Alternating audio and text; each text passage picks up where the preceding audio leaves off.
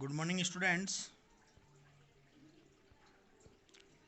आप सभी का स्वागत है पेस आर्ट्स स्कूल के यूट्यूब चैनल पर। हम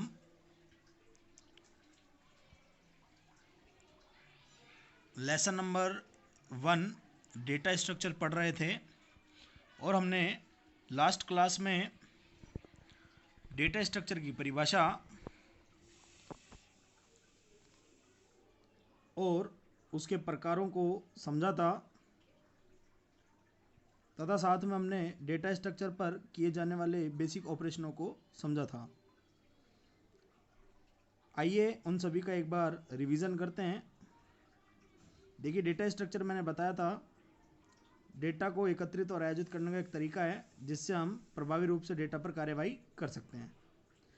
फिर अपन ने पढ़ा था डेटा स्ट्रक्चर दो प्रकार का होता है, सरल डेटा स्ट्रक्चर और योगी डेटा स्ट्रक्चर।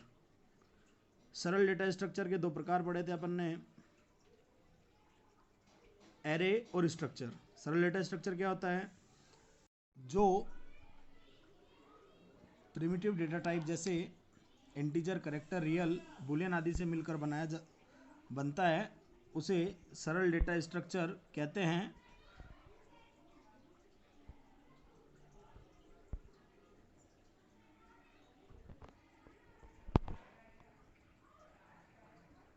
इसके दो प्रकार होते हैं, एरे और स्ट्रक्चर।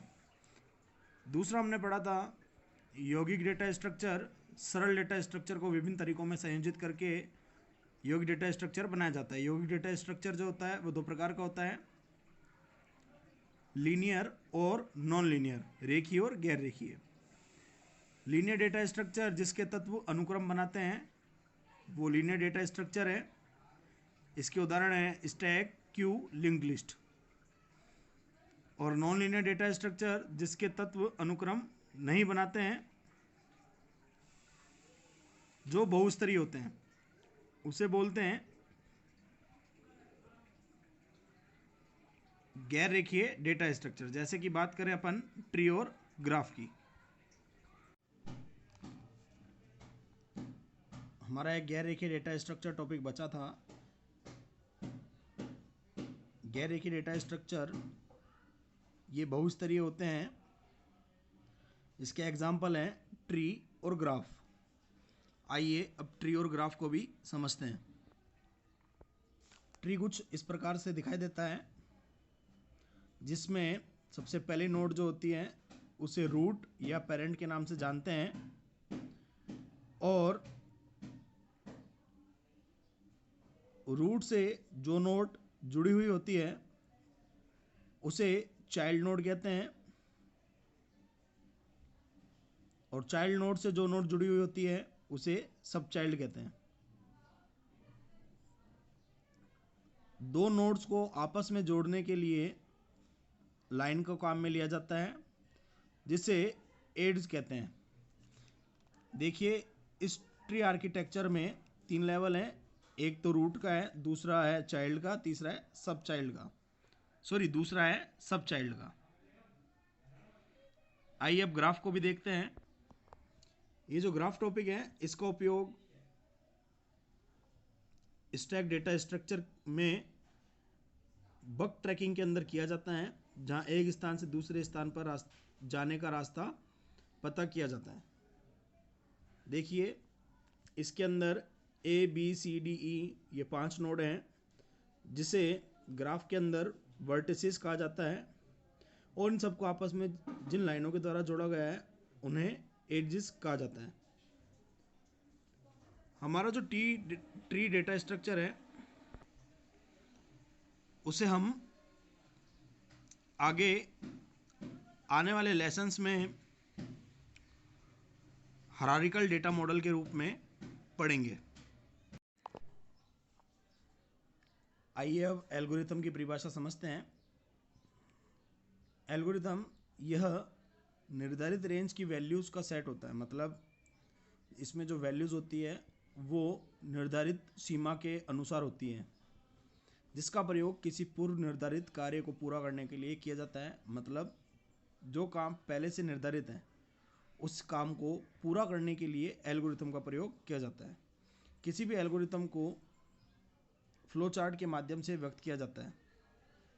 मतलब एल्गोरिथम जो आपने लिखी है उसको चित्रात्मक रूप में दर्शाने के लिए आप किसे काम में लोगे? फ्लो चार्ट को।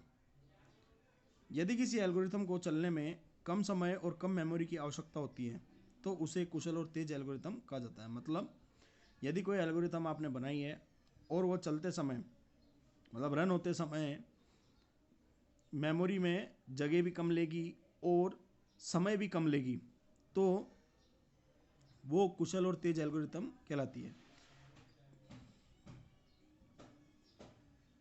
किसी भी एल्गो का प्रदर्शन दो गुणों के आधार पर किया जाता है।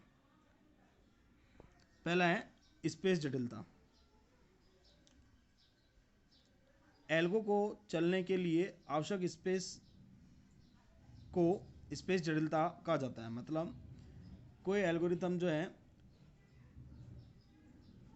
जब उसको रन कराया जाएगा तो रन होते समय वो मेमोरी में क्या होगी? लोड होगी। तो मेमोरी में वो कितनी जगह लेगी ये किससे बताएं, किससे व्यक्त करेंगे? स्पेस जटिलता से। ये दो प्रकार की होती है, इंस्ट्रक्शन स्पेस और डेटा स्पेस। इंस्ट्रक्शन स्पेस यह स्थायी होता है, यह प्रोग्राम में कोड की लाइनों की संख्या पर निर्भर करता है। मतलब मानिए आपने एक एल्गोरिथम लिखी 50 लाइनों की, तो 50 जो लाइनें हैं वो जब मेमोरी में जगह लेगी तो वो कहलाएगा इंस्ट्रक्शन स्पेस।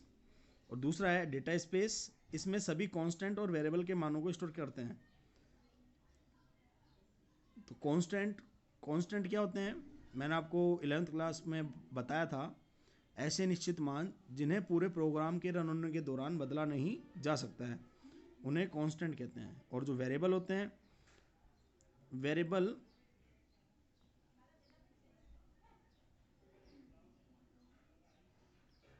इसमें उपस्थित मानों को बदला जा सकता है।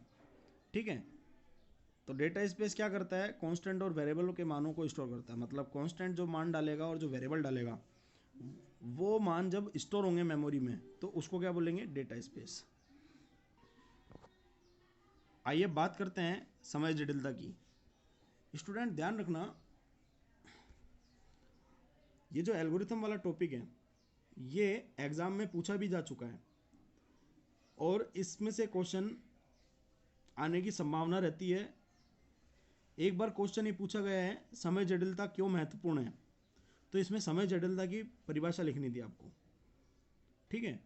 तो समय जटिलता क्या होती है? यह प्रोग्राम को चलाने के लिए आवश्यक समय का प्रतिनिधित्व करती है।